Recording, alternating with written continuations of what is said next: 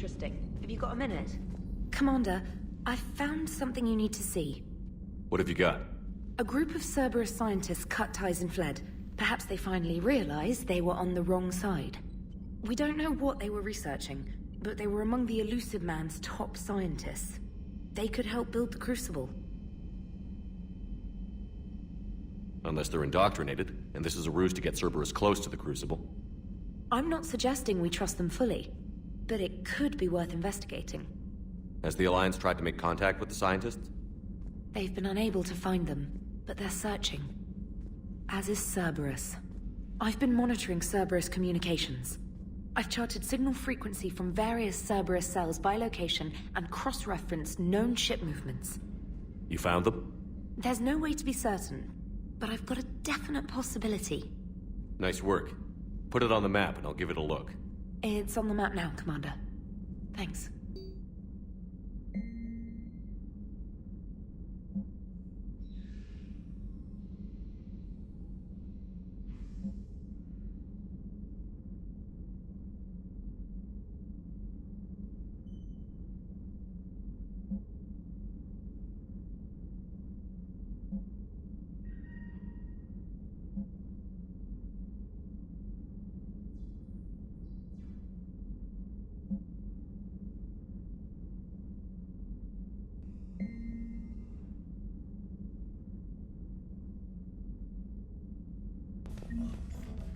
Trainer, can you send Diana up?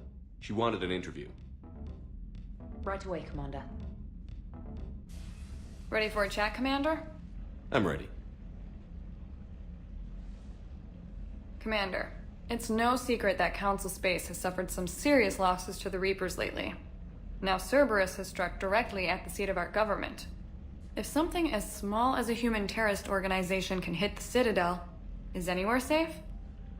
Cerberus has limited resources. This coup attempt was likely the best they could do, and it cost them a lot of money and troops. A little fear is understandable, but it can't paralyze you. They've failed as many times as they've succeeded. But humanity has lost its counselor. The Alliance Parliament is destroyed, and the Prime Minister's dead. The line of succession is getting pretty short.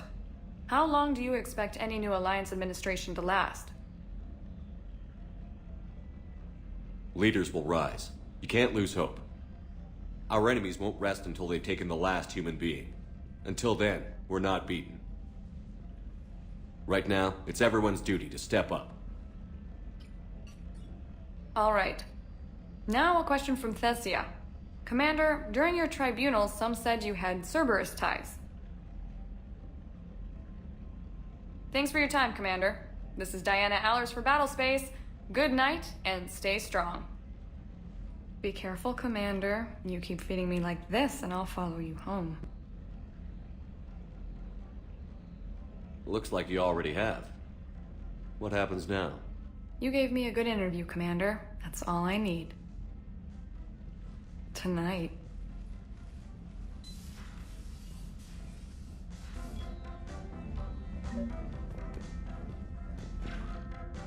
James, I've got some time if you want to talk privately. On my way. Hey man, how's it going? Good, James. You? Good, good. Wow. So this is what I can look forward to when I get my own command. You want your own ship, Vega? Yeah, maybe one day. When I'm old and I can't fight worth shit anymore. You just come up here to make fun of your commander? Sorry, Loco. I guess maybe I got some things on my mind. I wanted to get your opinion on something. Shoot. What did you do when they asked you to join the N7 program? I mean, was it a no-brainer for you, or did you think about it before accepting? The N7 program is a big deal, but it's also a big commitment. I hear that. You get the best training, best equipment, best assignments. And they expect the best in return. Yes, they do. Why you asking? Well, even all the shit that's going on, somebody somewhere managed to track me down and forward an N7 commendation.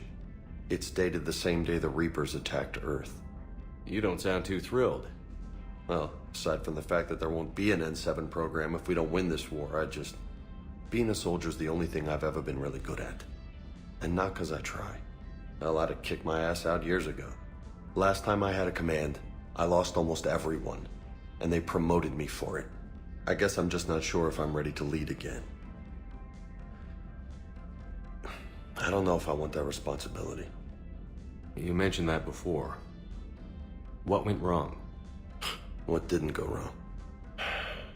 We were out on patrol, checking on some strange readings, and the collectors hit. But they hit the colony first. By the time we got back, most of the colonists had been subdued or abducted, including our CO, Captain Tony. So you were in charge? Yeah. We laid low for a bit, waiting for a chance to strike, but before we could, we were betrayed. One of the colonists turned out to be a Cerberus spy working with the collectors. I had no choice. I killed him and destroyed the collector ship. But it got ugly. We lost most of the colonists and all but one of my squad. Not exactly a textbook operation. You can't blame yourself for being put in a tough situation. And if you were promoted, then something must have gone right. Sure, but... If you'd saved them all, would things have worked out better? I don't know. I don't think so. The right choice is usually not the easy one. Yeah. Did you know that before you joined the N7? Yeah. That's why I was asked. And it's why they asked you. There's not a single N7 that hasn't sacrificed, either themselves or their soldiers at some point. So you think I should accept? Assuming we survive this, that's a no-brainer. You're a damn good soldier, Vega. Don't waste that opportunity. I'll think about it. Seriously. If you don't mind, maybe don't mention this to anyone else. Of course not. Gracias. Well, I think I better get back to the hang of things here. It's a little too soft for me. The bed's a lot harder than it looks. I'll take your word for it. Thanks again, Loco. Anytime. Jelix, the second planet in the Orion.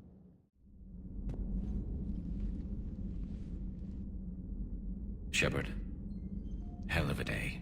Udina loses his mind, the Citadel almost falls, and you almost had to put down a friend. Got a little tense there. If it had come down to it, could you have pulled the trigger? I don't see how. We start killing our friends, and war turns into murder. But it doesn't always give us the easy way out, does it? At least Kaidan didn't have to join Ash. Let's hope she's looking out for us. This was her fight, too. Good to have Kaidan back. We can always use a friendly gun.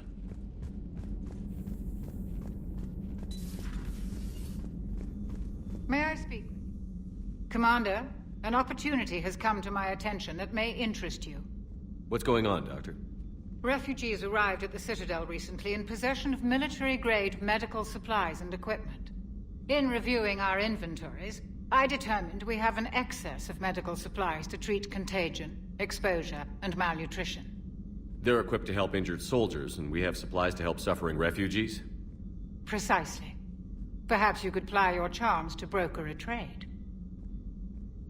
Isn't this something you could do yourself? War profiteering is running rampant, and these refugees are wary of the Alliance military. They didn't trust me. But you are Commander Shepard, the hero. You could persuade them. I'll find the refugees as soon as I can. Speak with Tactus. Many of the refugees near the Citadel docks look to him for leadership. Thank you, Commander. With access to their equipment and materials, I believe I could increase the effectiveness of our Medigel.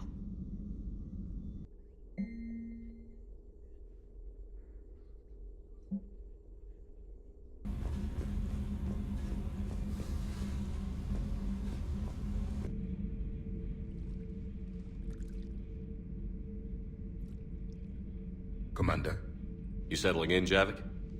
I believe some of the crew wishes to be my friend. That is not my purpose here. Also, I find I need to wash my hands. The residue of the ship is strong. How so? I have been exploring. There are traces of those who lived on the Normandy before. I detected a human female. Her genetic structure was unnatural, as if artificially created. Sounds like Miranda. And Adrel. There was illness in him. Thane. And the Krogan we met, who lived in these quarters. He was undergoing a metamorphosis. His memories were confused, not organic to his mind. There was great confusion and turmoil. I still can't wrap my head around that. Reading information like you do. For my people, it was as natural as breathing. Evolution's an amazing force. Our scientists believed it was the only force in the galaxy that mattered. They called it the cosmic imperative. The strong flourished, the weak perished. The governments of your cycle seem concerned with ensuring the survival of all. Was this imperative just your scientist's opinion? Or did they prove something we don't know? The universe had already proven it. They only had to look around. And saw what exactly? Extinction is the rule of law in the cosmos, the natural order of things. The weakest species are doomed. It's the duty of the strong to protect the weak. Otherwise, we'd have anarchy. But those who had nothing to offer would be eliminated. So conflict should be a way of life? Evolution demands it. The strong grow stronger by dominating the weak. It is for the greater good of all. Though I do not think your Asari approves of my beliefs. Liara? I think she just had a different idea about what Protheans were like. We are all a product of our time. Had I been born in this cycle, perhaps I would be the noble scholar she wishes me to be. You think you'd like that? It's a whole different line of work. I wouldn't know. Living a life of constant war. Taking life in every battle. I see how it could be tough to see outside the box. It is the only box I have known. It shapes me, as stone is shaped by the one who carves it. The stone has no choice in the form it will take. You and I, Commander. War is our sculptor, and we are prisoners to its design. Maybe not much longer. We win this, and we'll both be set free. Well, the UT-47A stealth systems only internalize heat and high-band emissions. So while few sensors can pick us up, our cover is blown as soon as someone looks up. Time for an upgrade. Most scanners and tracking systems don't operate in mid-range frequencies. Sure, maybe we've been shot at, but we haven't been shot down. Yet. Lucky for us, you're almost as good a pilot as you think you are. Well, yeah. There's that, too. Shepard, thanks again for being there at the Refugee Memorial. Shepard. I was hoping you'd check in again. You okay? Been putting my old academy training to use. Organizing the resistance. You know, you've got quite a fan club back here. Any news we hear about the Normandy gives hope to the guys in the trenches. I know what that's like, fighting in the dark.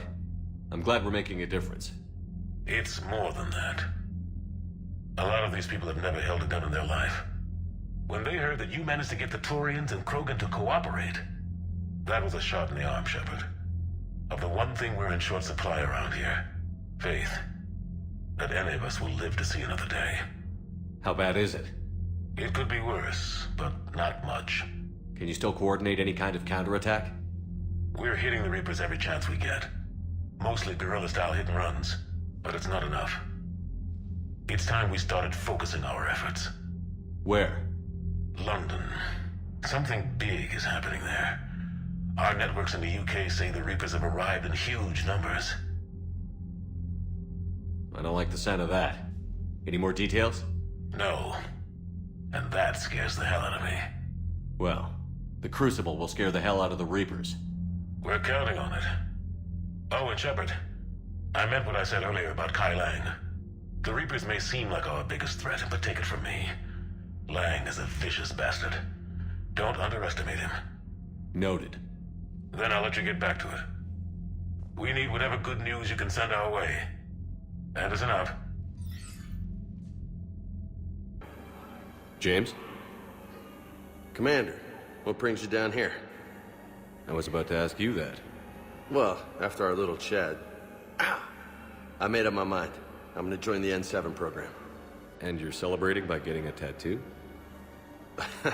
Sort of.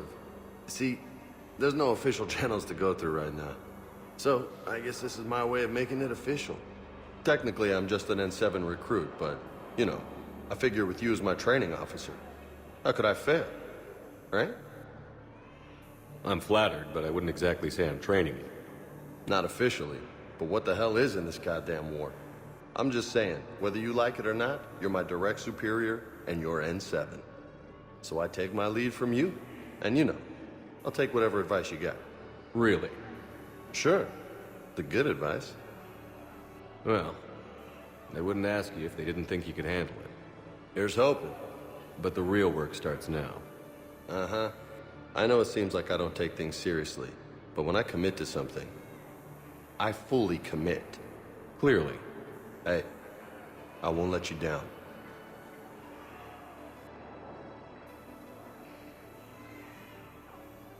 The only person you need to prove yourself to is the one standing in the mirror every morning. Good point. You know, that's gonna sting for a few days. You gonna be ready for duty? Well, I'm not looking forward to slapping my armor back on, but I'm always ready. Glad to hear it.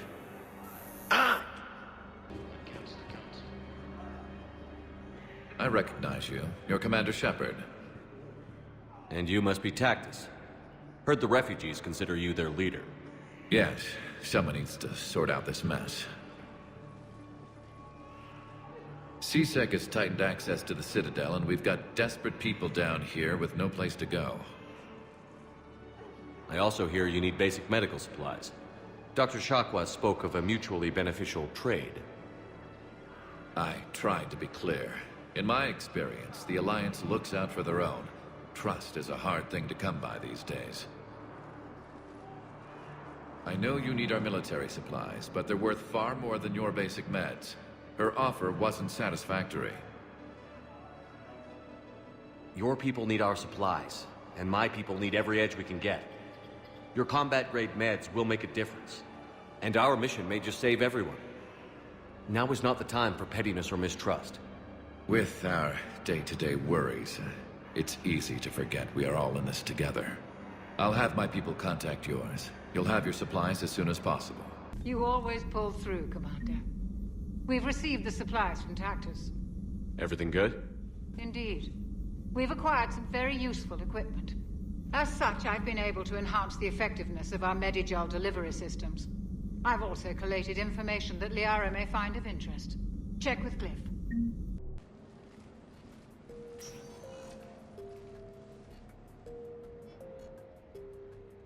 Commander, I've got Admiral Anderson on the QEC. Patching him through to you now. Shepard. Admiral, how are you holding up? Day by day, Commander. Yeah. Hackett sent me a message about this apartment. I want you to have it. Take it off my hands. Are you serious? You need a place that's yours. Somewhere to recharge, clear your head. Kaylee wanted us to settle down there. Thing is, the longer I'm on Earth, the less I want to leave. And I want as few loose ends out there as possible. Like I said, you'd be doing me a favor. That's very generous. It's practical. We need you in the best shape possible. Rested. Focused. If you say so. Thank you. And make yourself at home, damn it. It's yours now. I'm sure I can manage. Okay, good. Been meaning to do that for a while. I'll talk to you soon. Be careful out there, Anderson. You too, Shepard.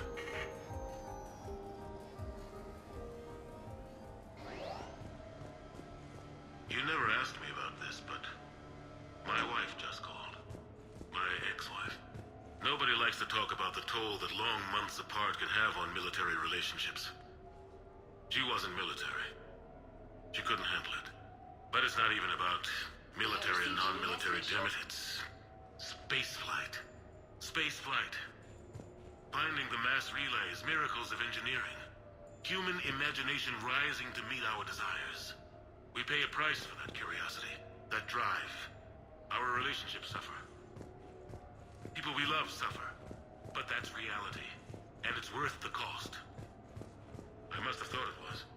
I guess I still do.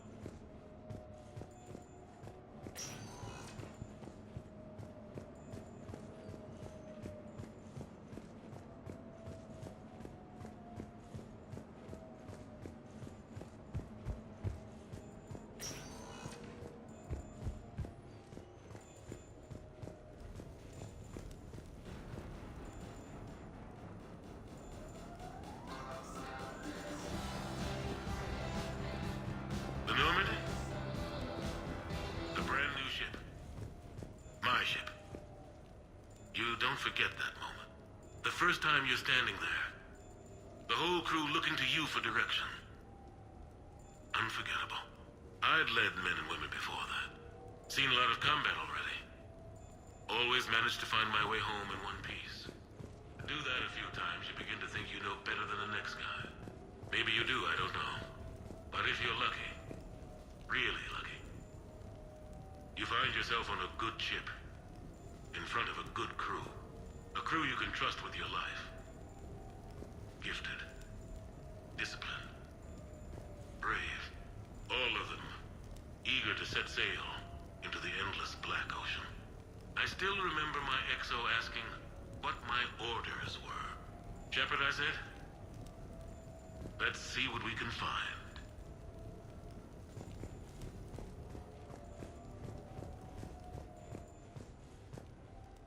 Embarrassing moments? I've got more of those than anyone will ever know. Only way to learn something. But if I had to pick one to share, I had just gotten promoted to N7. Full of myself. King of the castle. Found myself buying drinks for undesirables in some rundown bar in the wards. They toasted my recent promotion. Hell, they would have toasted Batarian slavers if it had got them more drinks. About the time my money ran out, my new friends turned on me. I was outnumbered.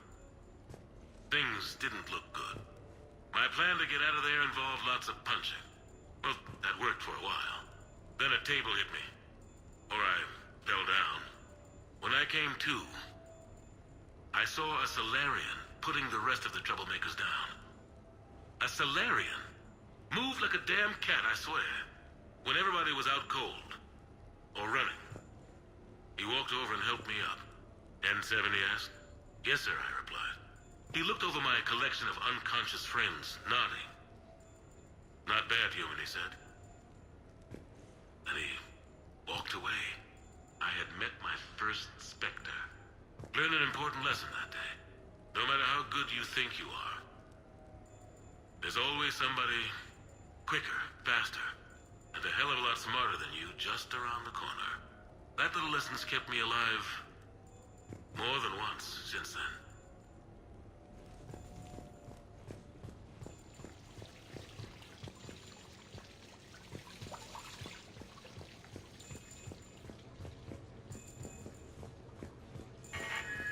A few months ago, I had a chance to sit down with one of Earth's most decorated soldiers, Admiral David Anderson. He was kind enough to answer my questions and talk about his career. Today, the Admiral is on Earth, leading the defense of our home against the Reapers. We have no communication with him or any soldiers on Earth, but we can't forget what they're doing for us. Tonight's show is dedicated to all of the soldiers out there, fighting and dying to keep us safe. Admiral Anderson, today marks the 30th anniversary of the N7 program. Can you describe your first day of training in this now famous program? The Interplanetary Combatives Training Program is all business from day one. How so? We're given basic gear, then separated and stranded on an asteroid with no nav data. The test ends when the last person runs out of oxygen. Sounds daunting. What happens to the ones who run out of air first? Out of the program. The best N7s can survive alone, but work together to survive even longer. That's very impressive, Admiral. Deep space survival training. That has to be so difficult. All of it would take such strength of character. Well, just plain strength. But then you seem like a strong person. I'm sorry. Is there a question in there? Well, does the program make the man? Or do you think you were born for this? It's a bit of both, I suppose. Every soldier reaches a point in their career, sometimes more than once, when they are asked to give more than they ever thought they could. That moment is the test. I've seen men and women, almost sure to fail, persevere long past the point of breaking. That experience changes them. Others, with all the gifts and abilities, fail in that moment. Sometimes they pick themselves up and carry on. Sometimes they're just done. What about you? What was your moment? I've had a few, none of which I'd like to share. But I think the toughest tests are still ahead of me. What makes you say that? Call it a hunch. Soldier's intuition? Something like that. Do you trust your intuition? I mean, do you follow your heart over your mind? Well, it depends on the day. No, I suppose if I were to be honest, I do trust my instincts. The problem is, war isn't orderly. And the enemy is never predictable. Even the most experienced veteran is going to find themselves in situations they haven't trained for.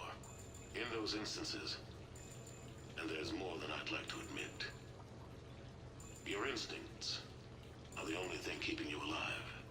That, and the men and women you're fighting beside. But soldiers are only as good as their leader, isn't that true? Yeah. A good leader can make an okay squad great.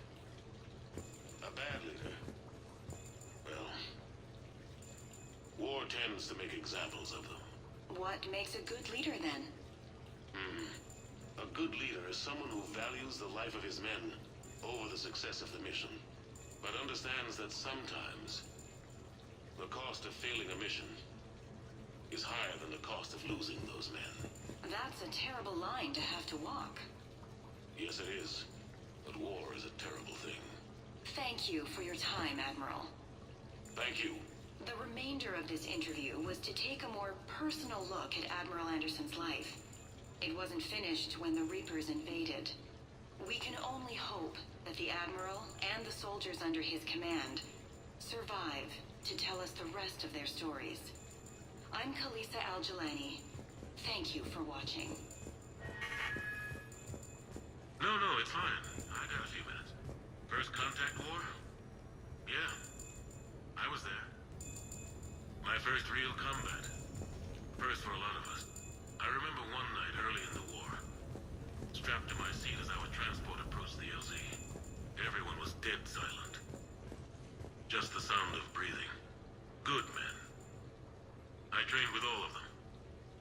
We were always joking and horsing around, but not this time. Just the rattle of the shuttle. And that heavy breathing. Everyone was thinking the same thing. We're off to fight alien invaders. Aliens. Think about that. We all grew up wondering what was out there. If we were alone in the universe. Now we knew. We weren't alone. And we were in trouble. So there we were. About to face an enemy as different and unknown as we could imagine. I knew I had to say something, keep the men relaxed. So I turned to the soldier beside me, Hendricks, I think, and asked him how his mother was doing. Fine, he said. Why? Because I heard your mama so ugly the Marines thought she was a Turian. Almost shot her. I got a few smiles. Then Hendricks turned to me and said, Hell, Anderson, I heard it was a picture of your mama that started this goddamn war in the first place. Scared the Turians shitless. Everyone had a good laugh at that. And the boys fought great that night. Sometimes that's all it takes. A joke, a pat on the back. Just a little reminder that everything's gonna be okay.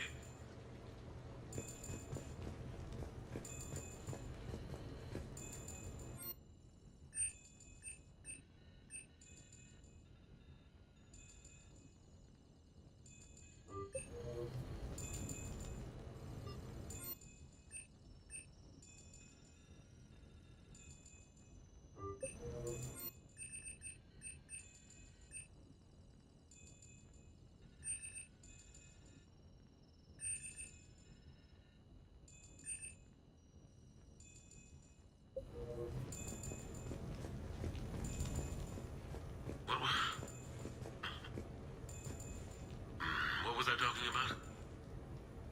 Early days, right? People ask why I joined the military. Everyone talks about honor, duty, sure. But that's never the whole truth. It's 100 little things that add up to commitment. I joined because of a dog. Yeah, a dog. This patchy, mean son of a bitch that used to bark at me every day on my way to school.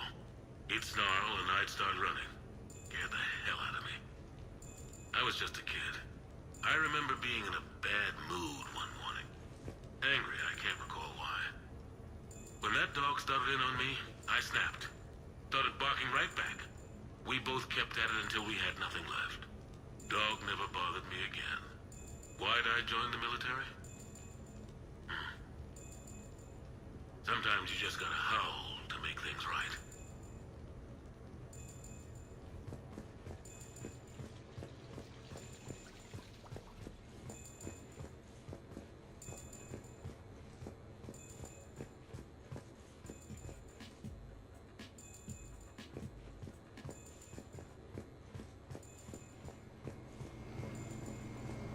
Sure, I can talk about Commander Shepard.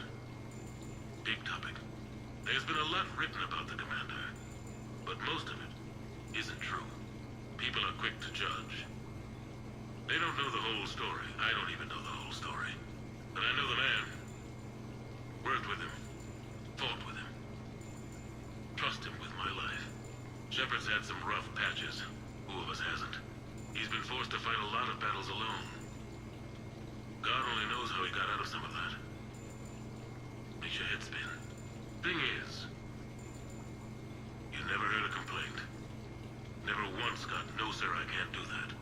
He never hesitated. Few people know what Shepard's been through. I'd like to think I come pretty close. And I worry sometimes he forgets. There's a whole bunch of people who lose sleep over him getting back home. Maybe it doesn't need to be said. Maybe we're too dumb to say it. Soldiers like the Commander are rare. Men like Shepard, even more rare.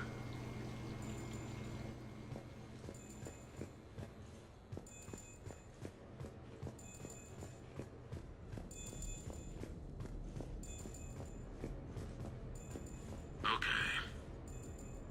I have your new questions here.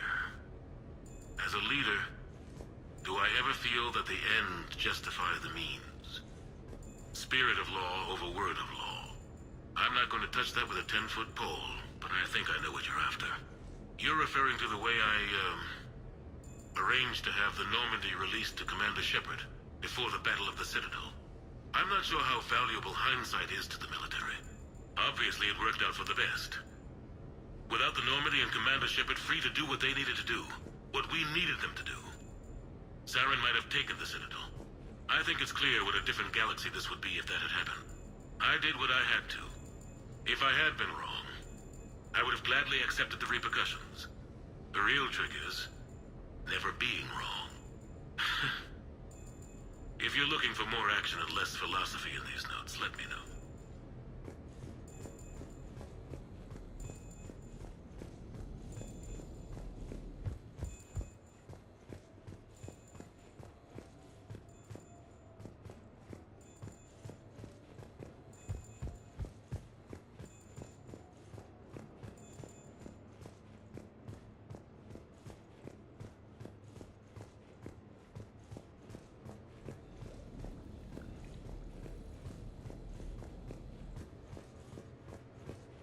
You asked me to talk about the SSV Normandy, the Normandy SR-1. As commander of the Tokyo, I was consulted on the Normandy's design, and on board for her initial training exercises. The average person probably doesn't know that the Normandy was a joint project with the Taurians. Acting CO, Eli Xander, was no diplomat. She ran out of patience with Taurian posturing and politicking during construction. The chief architect of the Drive Corps, Octavio Tatum, and his team of Taurian engineers were in the CIC for final training exercises. Tempers flared when Xander pushed the limits of the stealth system, waiting to vent the IES well past what Tatum was comfortable with. I tried to calm the situation, but it still ended with the Taurian scientist in shackles and a human Taurian fistfight at Korra's den later. Funny now, when I first laid eyes on the Normandy, she was the most beautiful thing I'd ever seen. Day after that training run, Admiral Wright found me on the bridge. She's yours, he said. Can't trust her to Xander. Send me a list of crew from the Tokyo you'd like, and prep for your first mission. Short command thanks to Saren. Still, one of the highlights of a long career.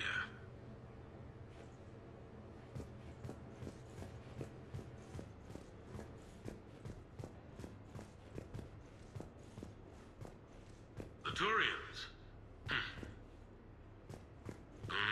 Well, I might not always see eye to eye with the politics and the individual, but I have a great respect for the Turian military. Any Alliance soldier lucky enough to take part in their training programs will certainly be better for it. Their precision, skill, and discipline come together in a way that's second to none. Not that I'm faulting our own people or training. It's just that after fighting Turians in the First Contact War, years later, I had the opportunity to observe and train on Palaven. It was a turning point for me. And I would encourage any soldier to try it. It's a unique experience to put yourself in the squad of a Turian commander. My commander was an uncompromising bastard named Bartix Oryx. If you can find him, just ask how the platoon I commanded was trounced in his strategy game. Humbling. But I've used what I learned that day many times. The xenophobes will have their say. But I think it's vital that we do more of this kind of cross-species training. There you go. And if you do find General Oryx, let me know. I owe him money.